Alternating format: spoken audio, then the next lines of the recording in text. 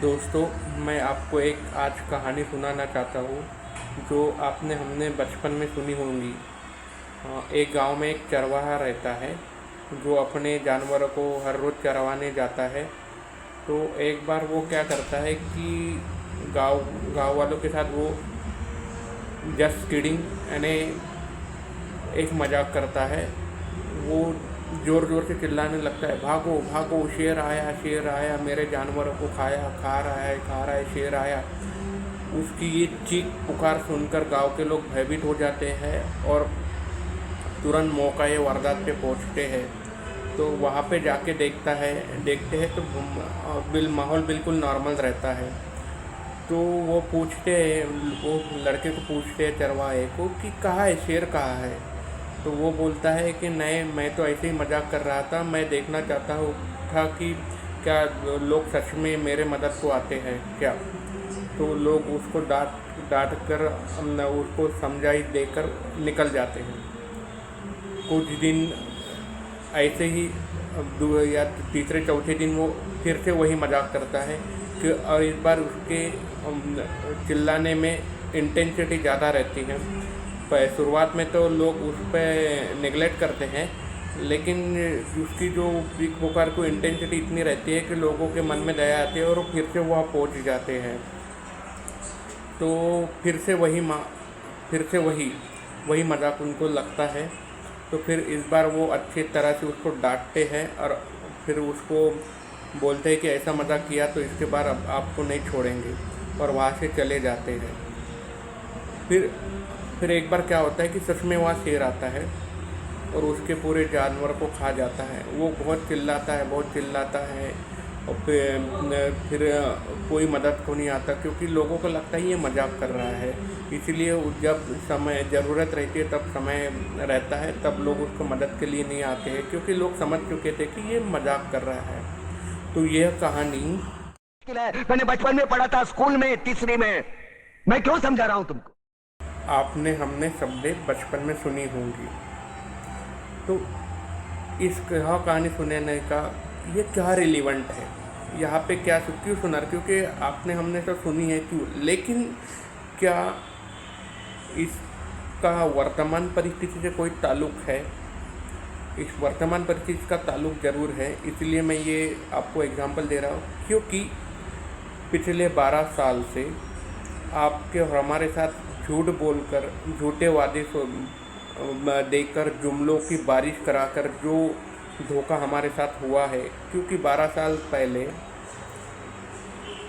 BJP party सत्ता में आई थी, बड़े बड़े सपने हमको दिखाए थे, और हम भी उनको झांसे में आकर, और जो भी आरोप उन्होंने, जो उसके पहले की सरकार, यूपीए सरकार, जिनका नेतृत्व डॉक्टर मनमोहन सिंह कर रहे थे, उनकर गलत झूठे इल्ज़ाम लगाकर जो भी आरोप उन्होंने लगाए थे, जो बाद में एक भी आरोप ये साबित नहीं कर पाए।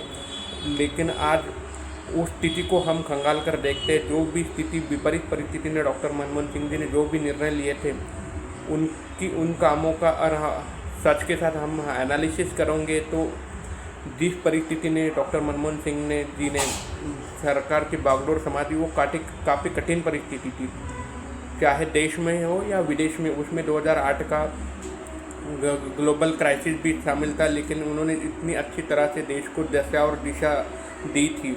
लेकिन उनको बदनाम करके एक पार्टी सत्ता में आई थी, और पिछले 12 सालों से जुमलों की बारिश हो रही, काम कुछ नहीं हो रहा। केवल आपको और हमको लड़ाया जा रहा है हिंदू मुस्लिम के नाम से, और बड़े बड़े एडवर्टाइजिंग किए जा रहे हैं। सिर्फ ऑन बोर्ड ऑन कार्ड यह सिर्फ उनकी बातें हैं बड़ी बड़ी, लेकिन हकीकत में कुछ भी नहीं है।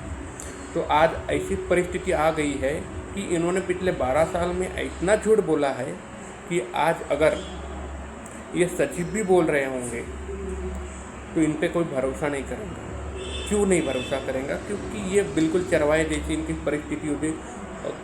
कल रात संसद में जो हुआ, जो नारी शक्ति वंदन का जो बिल 2023 में पास किया गया था, वो फिर से इनको, यानी क्योंकि कोई रिलेवेंट नहीं था ये बिल लाने का, और संसद का वक्त दायर करने का कोई एम नहीं था, क्योंकि इनकी मंशा कोई और थी, जिसको यहाँ हमारे विपक्ष पार्टियों का धन्यवाद ही कहना चाहिए, थैंक यू उनको बोलना चाहिए कि इन्होंने ये होने नहीं दिया, क्योंकि ये संवैधानिक ढांचा ये बदलने वाले थे।